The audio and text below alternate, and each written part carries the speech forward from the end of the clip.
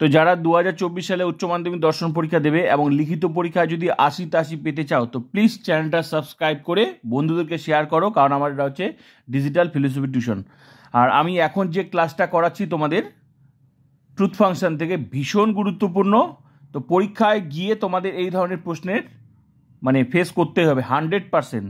তো দেখো, truth function থেকে আমি main class plus extra class যা ক্লাস করিয়েছি, তারপর আজকের যে ক্লাসটা আছে এটাই তোমাদের এই অধ্যায় থেকে লাস্ট ক্লাস, ট্রুথ ফাংশন। আর কোনো ক্লাস দরকার নেই। এখান থেকে যা ক্লাস করিয়েছি এই ক্লাসগুলো করলে পৃথিবীর কোনো শক্তি নেই তোমাদের এই অধ্যায় থেকে তোমার যে কোনো প্রশ্নই দিক কেউ আটকাতে পারে। সমস্ত প্রশ্নের উত্তর 100%। তো এই ক্লাসটা ভীষণ গুরুত্বপূর্ণ। তো প্লিজ মন দিয়ে ক্লাসটা তোমরা করো, আর বন্ধুদেরকে প্লিজ শেয়ার করবে, কারণ এই ডিজিটাল ফিলোসফি টিউশন ক্লাস করার তাদেরও অধিকার আছে। ফুল টিউশন কিন্তু, আর অনেকে ক্লাস খুঁজে পাচ্ছ না, আমি বলছি চ্যানেলের প্রোফাইলে ক্লিক করে ভিডিওস যে অপশনটা আছে সেখানে ক্লিক করে এখন যে ক্লাসগুলো হচ্ছে দেখবে পরপর ভিডিওগুলো পাবে। এখন যে ক্লাসগুলো সেটা প্রত্যেকটা অধ্যায়ের এক্সট্রা ক্লাস, যেগুলো পরীক্ষা যেগুলো ঘুরিয়ে আসতে পারে। আর একটু নিচের দিকে গেলে যুক্তি থেকে আরও মূলত 12টা অধ্যায় কমপ্লিট, একদম সিরিয়ালি 12টা অধ্যায় আছে।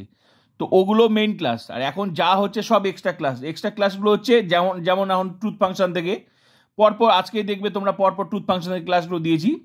তো বুঝতে পারবে এগুলো হচ্ছে এক্সট্রা ক্লাস, পরীক্ষায় প্রশ্নগুলো কীভাবে ঘুরিয়ে আসতে পারে। আমি এই অধ্যায় থেকে MCQ SCQ লিখে দিয়েছি। শুধু এই অধ্যায় না, 12টা অধ্যায় আমার কমপ্লিট হয়ে গেছে। 12টা অধ্যায় নোট থেকে লজিক MCQ সব কমপ্লিট হয়ে গেছে, যেগুলো পড়লে 100% কমন। কিন্তু ওই প্রশ্নগুলো আরেকভাবে ঘুরিয়ে আসে, ওই প্রশ্নগুলোই আসে একটু অন্যভাবে ঘুরিয়ে আসে। তো সেগুলোই আমি করাচ্ছি। তো এগুলো কিন্তু আমি এখন যেটা করছি সেটা লজিকগুলো আমি করিয়ে দিয়েছি।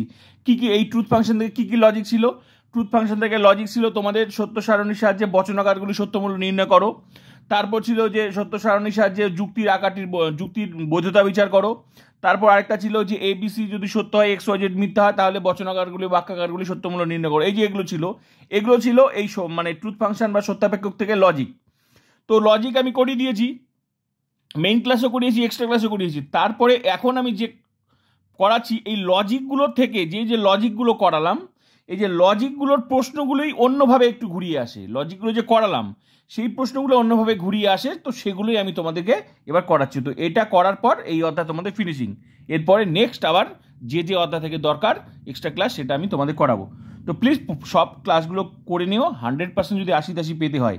তো চলো, প্রথম প্রশ্ন দেখো, পি নাল কিউ, এটাকে নাল বলে, ইমপ্লাইজ বলে, হর্ষু বলে। পি ইমপ্লাইজ বা নাল, কিউ ইকুইভ্যালেন্ট সমমান, যেটাকে আমরা বলছিলাম সূত্র থেকে কতগুলো প্রশ্ন ঘুরিয়ে আসতে পারে সেগুলো এক্সট্রা ক্লাসও করিয়েছি, মেইন ক্লাসও করিয়েছি। ব্যাস, ওটা হয়ে গেছে, সূত্র কাজ কমপ্লিট। এখন হচ্ছে লজিকগুলো থেকে কি প্রশ্নগুলো ঘুরিয়ে আসতে পারে। তো দেখো, পি নাল কিউ ইকুইভ্যালেন্ট সমমান, সেকেন্ড ব্র্যাকেট, লজিকে এটাকে সেকেন্ড ব্র্যাকেট বলা হয়। P null first bracket, P dot P bracket close, second bracket close. এই বচনাকারটি ড্যাশ, অপশন আছে শতসত্য, শতমিথ্যা, আপত্তিক কোনোটি নয়। তাহলে এই লজিকগুলো তো আমরা করেছি, কিন্তু এখানে অপশন আছে শতসত্য বলতে হবে না, শতমিথ্যা বলতে হবে, আপত্তিক বলতে কোনোটি নেই, কোনটা বলতে হবে। কিন্তু দেখো এই প্রশ্নটা MCQ হলে এইভাবে আসবে, উত্তরটা জানতে হবে। তার উত্তরটা তোমাদেরকে করতে হবে। কোথায় করবে? নিশ্চয়ই তোমাদের MCQ হলে জায়গা নেই, সেটা কিন্তু রাফ খাতায় তোমাদের করে নিতে হবে। এবার এই প্রশ্নটা যদি MCQ তো হয় তাহলে এইভাবে হবে, আর এই প্রশ্নটা যদি MCQ তো না হয় তাহলে SCQ তো হলে এরকম হবে। কিরকম হবে? সত্য সারণীর সাহায্যে বচনাকারটি সত্য মূল্য নির্ণয় করো। তাহলে এই যেরকম একই প্রশ্ন উত্তর দিয়ে দিয়েছে, এর মধ্যে বেছে নিতে লাগবে। তো MCQ তো হলে এরকম থাকবে, অপশন দিয়ে দিবে, উত্তরটা করতে হবে। আর SCQ তো হলে SCQ যেটা লিখতে হবে, জায়গা থাকবে নির্দিষ্ট পরীক্ষায়, তাহলে তোমাকে এটা করতে হবে, সত্য সারণীর সাহায্যে বচনাকারটি সত্য মূল্য নির্ণয় করো। তো এখানে এবার তোমার লজিকটা করতে হবে, তাহলে এর উত্তরটা যা হবে সেটা এখানে উত্তর। তার কি তোমাকে শেষমেশ যেটা ব্যাপার হচ্ছে, আলটিমেটলি তোমাকে লজিকটা করতেই হবে, সেটা অন্ধকারে গুলি মারলে হবে না। তো এই ধরনের লজিক আমি করিয়েছি। তো বোঝা গেল এই প্রশ্নগুলো কয়ভাবে আসবে, হয় এইভাবে আসবে, না হলে এইভাবে আসবে। তাহলে লজিকটা তো আমাকে শিখতেই হবে, লজিকটা না শিখলে তো আমি পারবো না। আর এই ধরনের লজিক তো আমি মেইন ক্লাস এক্সট্রা প্রচুর করিয়েছি, প্রচুর প্র্যাকটিস করিয়েছি। আশা করি তুমি যদি না করে থাকো তাহলে সেটা তোমার ব্যর্থতা, আর যদি করে থাকো তাহলে ভালো, তাহলে আশা করি পারবে। তো চলো কিভাবে করতে হয় তবুও আমি দেখাচ্ছি।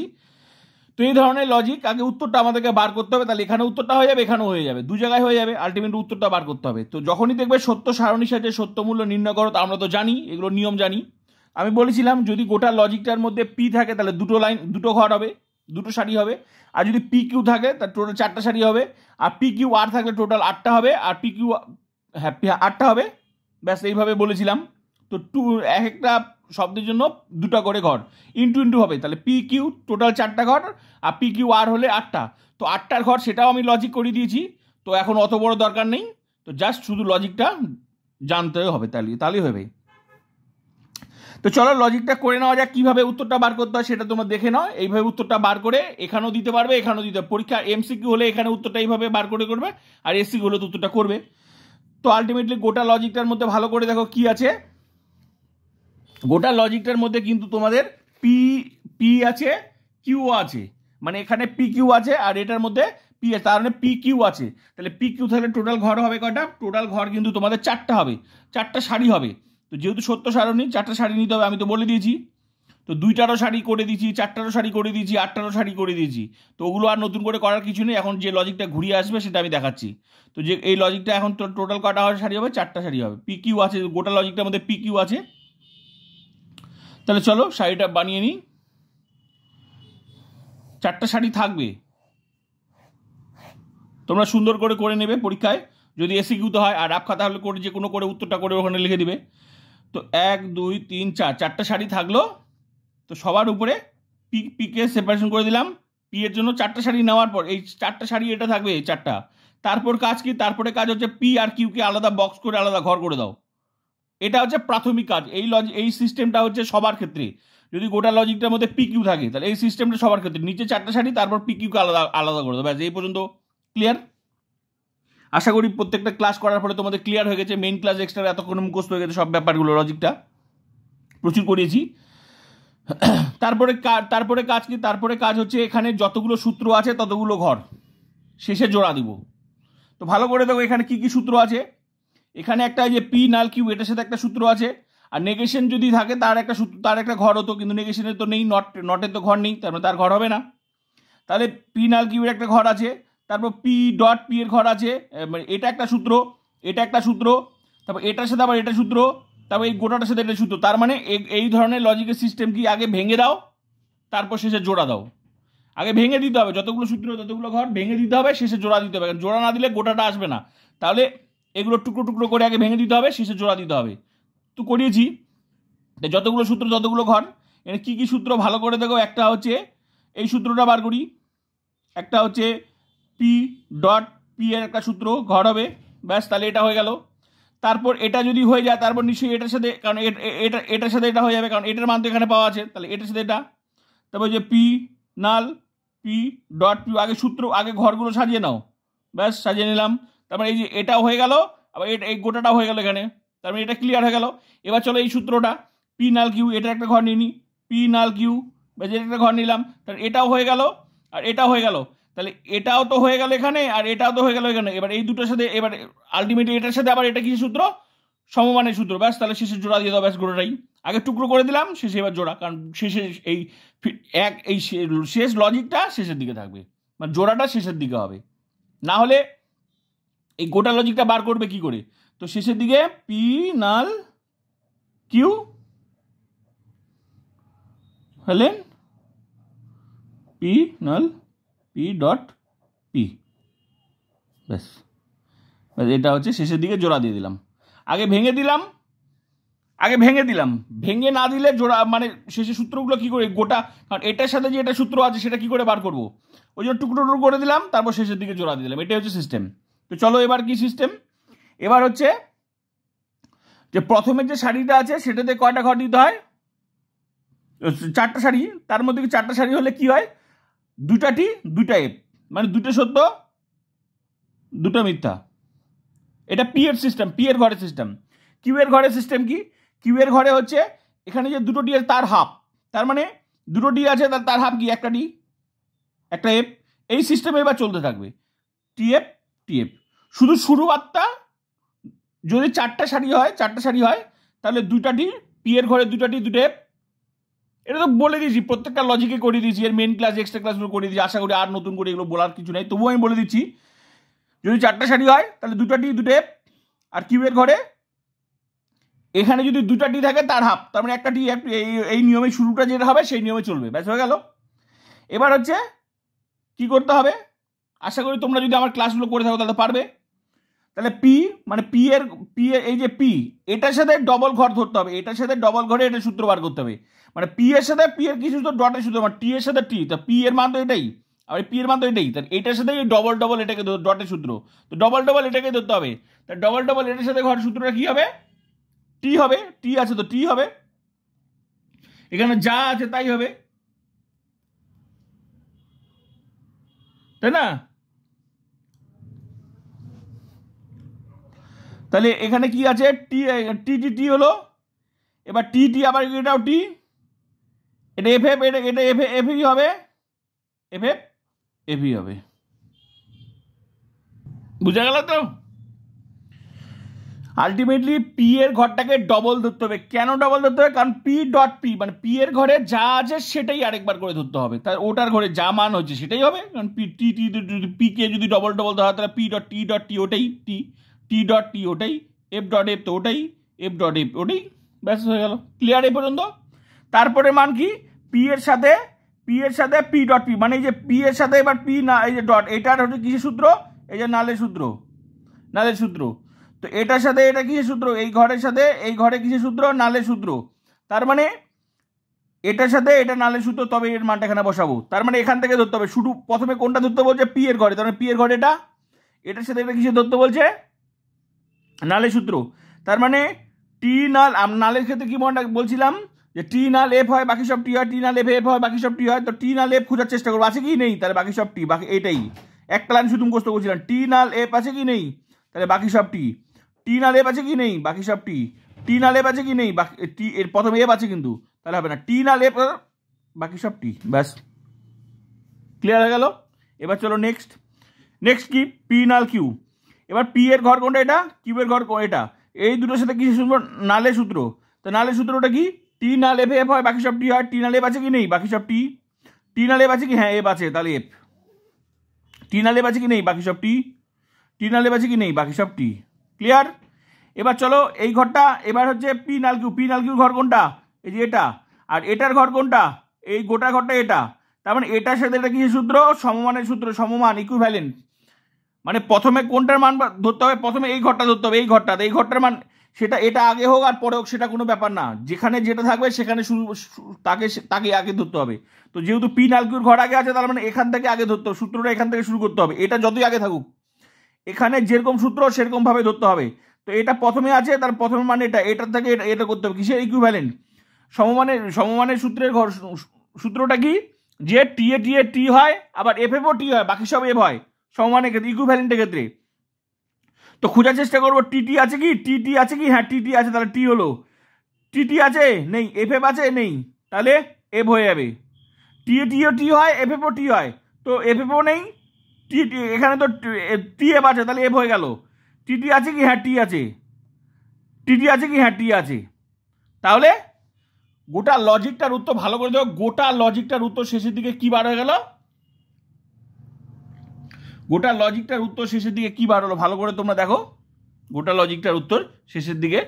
তাহলে উত্তরটা কি হলো, গোটা লজিকের উত্তরটা শেষের দিকে কি বার হলো, সত্য মিথ্যা বা মেশানো হলো। এই যে সত্য আছে 3 জায়গায় সত্য 1 জায়গায় মিথ্যা, তার মানে আমি তো এই লজিকগুলো তোমাদেরকে করে দিয়েছি, মেইন ক্লাসও করেছি, এক্সট্রা ক্লাসও করেছি, প্রচুর প্র্যাকটিস করিয়েছি। তো সবগুলো যদি সত্য, সারিতে যদি সবগুলো সত্য বার হতো, টি বার হতো, তাহলে কি নাম হতো, শত। আর সবগুলো যদি মিথ্যা নাম হতো কি হতো, শত মিথ্যা। আর যদি সত্য মিথ্যা মেশানো থাকতো তাহলে কি হতো, আপতিক। তাহলে এটার নাম কি, এটার নাম হচ্ছে আপতিক।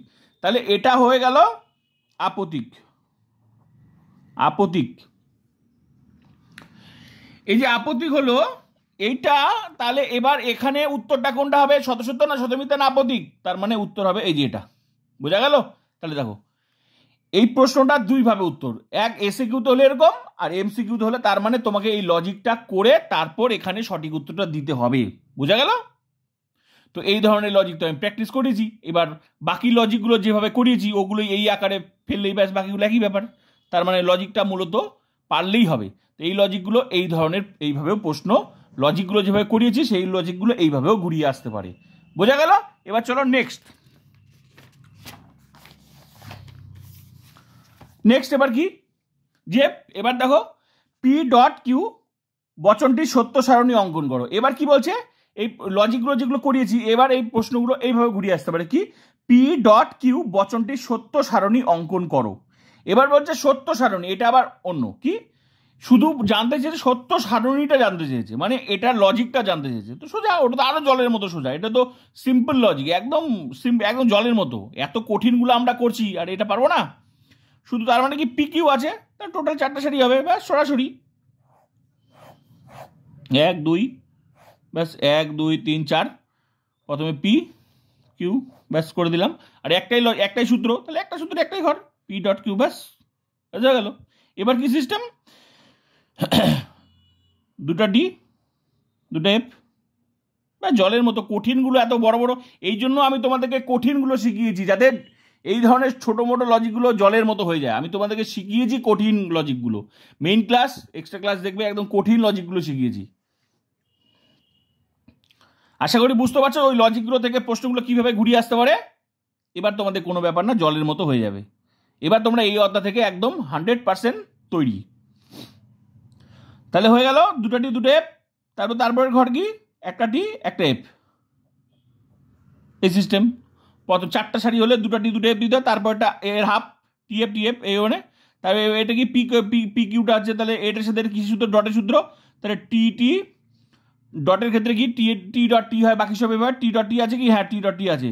টি ডট টি আছে নেই, তাহলে বাকি সব এ বলো। টি ডট টি আছে নেই, বাকি সব এ বলো। টি ডট টি আছে কি নেই, বাকি সব এ বলো। ব্যাস তোমাকে জানতে চেয়েছে শুধু সত্য সারণীটা অঙ্কন করো, ব্যাস এইটুকুই তোমার কাছে জানতে চেয়েছে। তাহলে উত্তরটা কি হলো, এটার উত্তরটা হলো সত্য মিথ্যা মেশানো আছে আপতিক, এটাই জানতে চেয়েছে। সত্য মিথ্যা মেশানো আছে আপতিক, যদি সবগুলো মিথ্যা হতো তাহলে শত মিথ্যা, সবগুলো সত্য হলে শত সত্য, বাকি শত সত্য শত মিথ্যা কোনটা আপতিক, তো এটা বুঝে গেলে শত সত্য শত মিথ্যা প্রত্যেকটা মেইন ক্লাসে করিয়ে দিয়েছি, এক্সট্রা ক্লাসে করিয়ে দিয়েছি, ব্যাস। তো বোঝা গেল এই ধরনের প্রশ্নটা এইভাবে ঘুরিয়ে আসতে পারে। তাহলে এরকম বললে এইভাবে অঙ্কন করতে হবে, ব্যাস হয়ে গেল। এবার চলো নেক্সট। তাহলে আরেক ধরনের লজিক ছিল না তোমাদের, আমি করিয়েছিলাম যে যুক্তির আকারটির বৈধতা বিচার করো। তো বৈধতা বিচারের ক্ষেত্রে সেটা একটা নিয়েছি, কারণ ওটাও তো আমি তোমাদেরকে করিয়েছি। তো বৈধতা বিচার মানে কি, বৈধতা বিচার মানে তোমাদের আশ্রয় বাক্য থাকবে আর সিদ্ধান্ত থাকবে। এবার আশ্রয় বাক্য কি করে বুঝবে, আশ্রয় বাক্য তো সেটা তো মেইন ক্লাসও করিয়েছি, এক্সট্রা ক্লাসও করিয়েছি। ওই ক্লাসগুলো অবশ্যই তোমরা দেখবে, ওটা তো লজিক একদম অনেক প্র্যাকটিস করেছি, ওগুলো দেখবে। আর এটা তো আমি জাস্ট বলে দিলাম প্রশ্নগুলো ঘুরিয়ে আসবে কিভাবে, অবশ্যই ওগুলো দেখবে। তাহলে এবারে এই প্রশ্ন দেখো, P null Q not P অতএব কিউ, তার মানে কমা দেওয়া আছে, তার মানে আমি এগুলো তো আগে বলেছি, কমা দেওয়া থাকলে কি হয়, এগুলো আশ্রয় বাক্য। কমা দেওয়া মানে আশ্রয় বাক্য, তার মানে একটা আশ্রয় বাক্য দুটো আশ্রয় বাক্য। আর পার দেওয়া মানে আছে সিদ্ধান্ত, ওই যে ফুল স্টপ, এটা তো আমরা চিনে গেছি, তার মানে সিদ্ধান্ত। এবার বলছে বৈধ অবৈধ আপত্তিক শতসত্য, এটা শতসত্যও আছে আপত্তিকও আছে। এবার তোমাদের কি হবে, তোমাদের মধ্যে অনেকে আবার মাথা খারাপ হয়ে যাবে, কি এই শতসত্য হবে না শতমিথ্যা হবে না আপত্তিক হবে না অবৈধ হবে না বৈধ, কি দিব। মনে রাখবে যখন এই ধরনের লজিক দেখবে, আশ্রয় বাক্য যদি থাকে, আশ্রয় বাক্য এই লজিকটা সাধারণত ওই ধরনের লজিকের সাথে একই। আমি বলছি বারবার করে কম্পেয়ার করছি, যে বৈধতা বিচার সত্য সারণীর সাহায্যে বৈধতা বিচার আর সত্য সারণীর যে বচনাকারটি সত্য মূল্য এক না।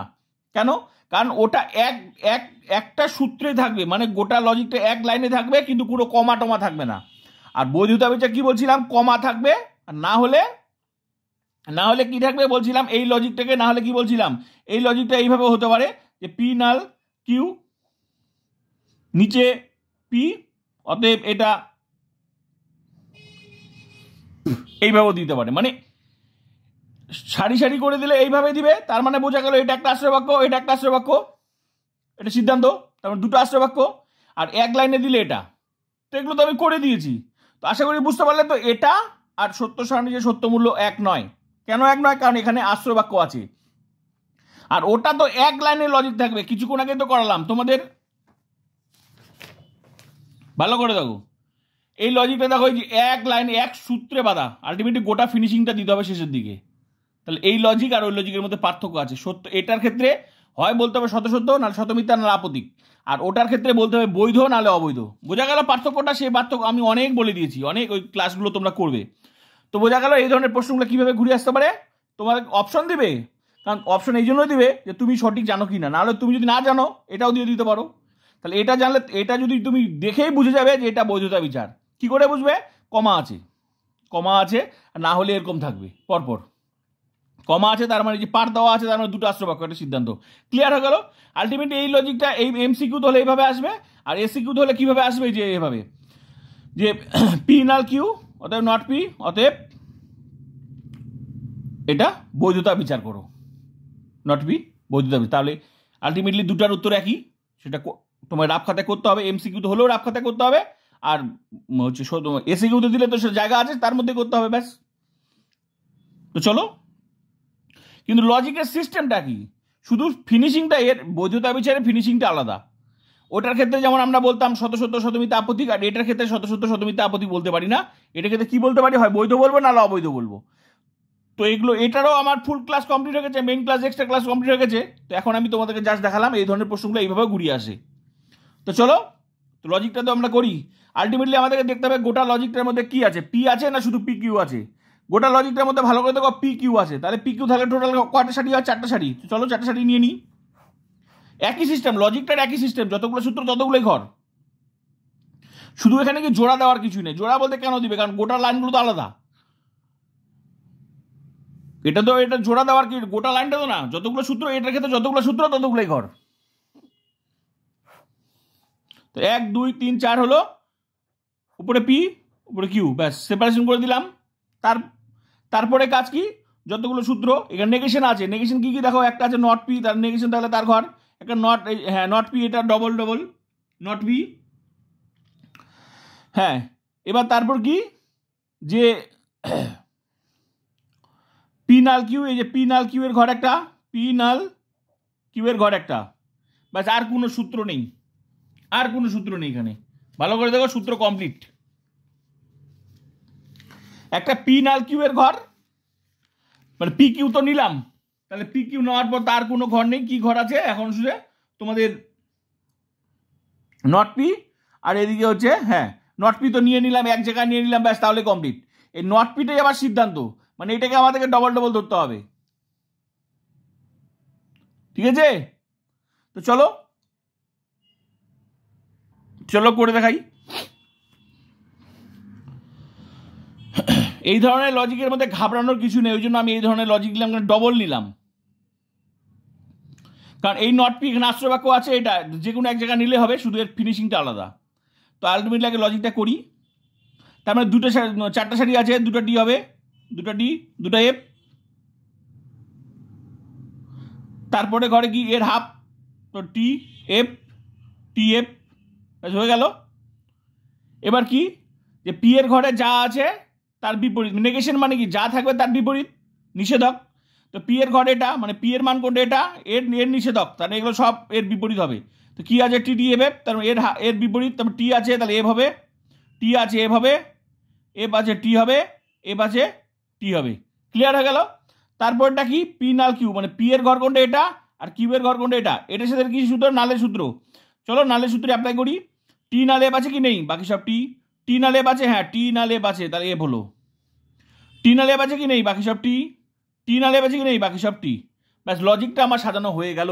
ফিনিশিং কিন্তু এখনো হয়নি, কারণ এটার ক্ষেত্রে তুমি সাধারণ দৃশ্য তোমরা অনেকে ভাবতে পারো, তোমাদের মধ্যে যেটা ভুল হয়, যে সত্য মূল্য যে নির্ণয় করো তোমরা ফেলে সত্য মিথ্যা মেশানো আছে, লিখে দিলে তোমরা কি আপত্তিক, কিন্তু না।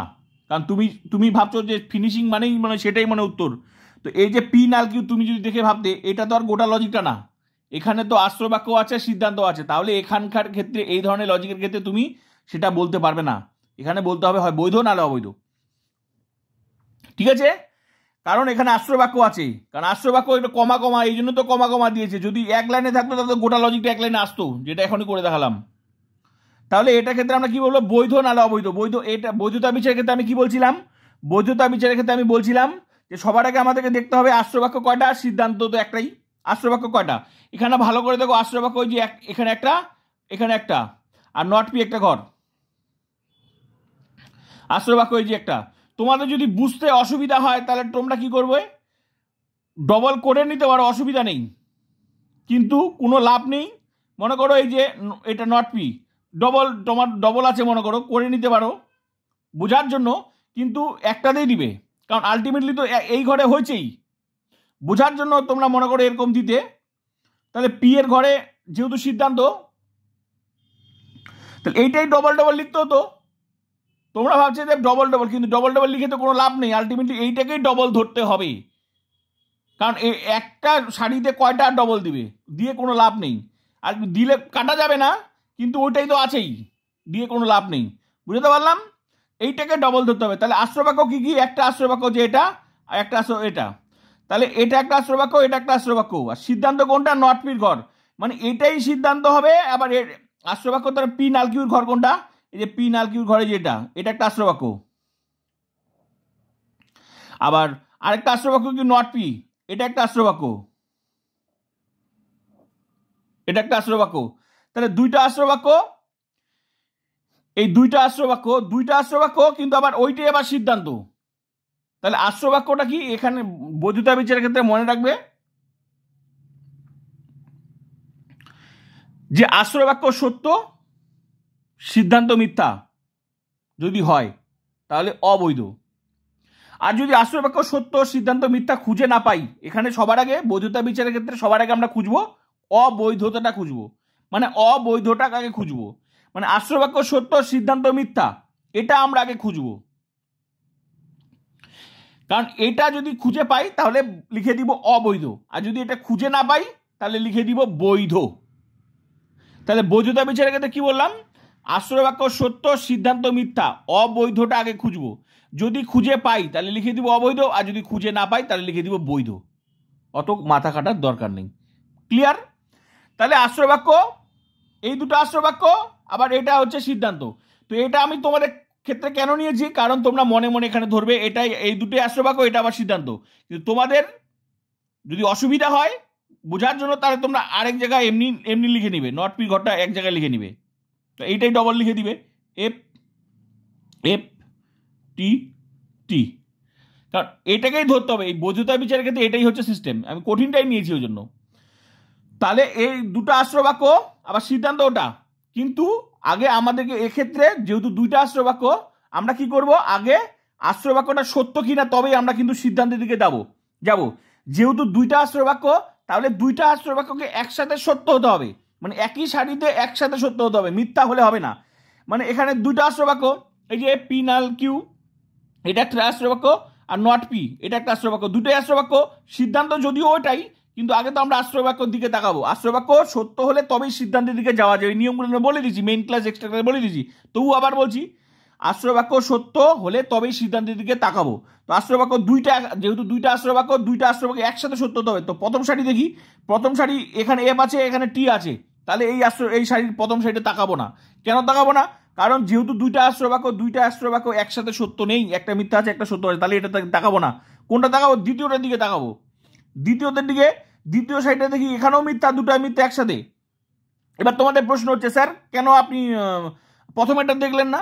কারণ এখানে নিয়ম আছে, যেহেতু দুইটা আশ্রবাক্য একসাথে সত্য হতে হবে, তবেই আমি সিদ্ধান্তের দিকে তাকাবো, এটাই নিয়ম।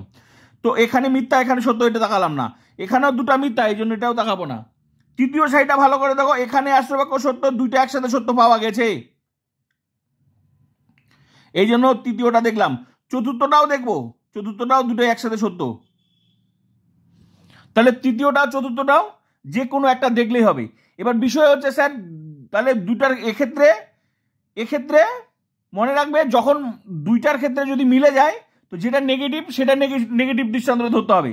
তো এক্ষেত্রে যেহেতু সিদ্ধান্ত ওই একটাই, ওই জন্য একটা ধরলেই হবে। কারণ এক্ষেত্রে ভালো করে দেখো, আশ্রবাক্য সত্য, এই যে তৃতীয় সারিতে সত্য আছে, তো তৃতীয় আশ্রবাক্য সত্য, এই জন্য তৃতীয়টাই দেখলাম। তৃতীয়টা থেকে সিদ্ধান্ত কি? সিদ্ধান্ত হচ্ছে নট পি, ওইটার ঘর, তো সিদ্ধান্ত তো টি আছে। মিথ্যা কি খুঁজে পাওয়া যাচ্ছে? আশ্রবাক্য সত্য পাওয়া যাচ্ছে। সিদ্ধান্ত যদি মিথ্যা হয় তাহলে অবৈধ। আমি কি বললাম? আশ্রবাক্য সত্য, সিদ্ধান্ত মিথ্যা হলে অবৈধ। কিন্তু আশ্রবাক্য দুটো একসাথে সত্য, এদিকে সিদ্ধান্ত কি? আবার ওইটাকে পি এর ঘরটাকে ধরতে হবে, ওইটাকেই তো এটাই তো আবার সিদ্ধান্ত, এই নট পি এটাই তো সিদ্ধান্ত। তাহলে আশ্রবাক্যকে দুটো দেখলাম সত্য, তারপর সিদ্ধান্ত কি? ওটাই ঘর, তো ওটার ঘরে আবার কি আছে, ওই ঘরে কি আছে, ওই ঘরে তোমার কি আছে, সত্য। তাহলে আশ্রয় বাক্য কি হয়ে গেল, বৈধ খুঁজে পাওয়া যাচ্ছে না। এখানেও দেখো আশ্রয় বাক্য সত্য, আবার ওটাই সিদ্ধান্ত, ওটাও মনে করো যে সত্য, তাহলে অবৈধটা খুঁজে পাওয়া যাচ্ছে না। অবৈধ যেহেতু খুঁজে পাওয়া যাচ্ছে না, এই জন্য হচ্ছে এটা বৈধ। বোঝা গেল? তাহলে আশ্রয় বাক্য সত্য সিদ্ধান্ত মিথ্যা নেই, এমন কোনো দৃষ্টান্ত নেই যে আশ্রয় বাক্য সত্য সিদ্ধান্ত মিথ্যা, তাই যুক্তির আকারটি বৈধ। ক্লিয়ার? তাহলে এটা কি হলো, বৈধ।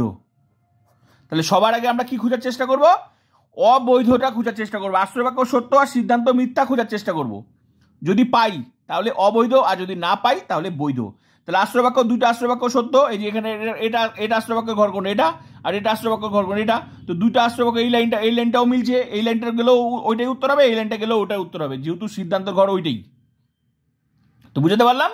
তো এই জন্য এটা হচ্ছে বৈধ। আর অবৈধ কখন হবে, অবৈধ কখন হবে সেগুলো তো মেইন ক্লাস এক্সট্রা ক্লাস করে দিয়েছি, ওগুলো দৃষ্টান্ত আলাদা আছে। তো আমি জাস্ট তোমাদের বোঝানোর দরকার ছিল যে এগুলো লজিক এইভাবে ঘুরিয়ে আসতে পারে। তো এই ধরনের লজিক আমি প্রচুর করিয়ে দিয়েছি। আশ্রয় বাক্য সত্য, সিদ্ধান্ত মিথ্যা হলে অবৈধ, বাকি সব বৈধ। তো ক্লিয়ার হয়ে গেল? বাকি ক্লাসগুলো তোমরা করে নেবে। এই অবৈধতা, এই যে বৈধ অবৈধ বৈধতা বিচার মেইন ক্লাস এক্সট্রা প্রচুর করে, প্রচুর লজিক প্র্যাকটিস করে দিই, বাকিগুলো দেখবে তো ক্লিয়ার হয়ে যাবে। কঠিনটা ওই জন্য নিলাম যে ডবল ওখানেই ধরতে হবে।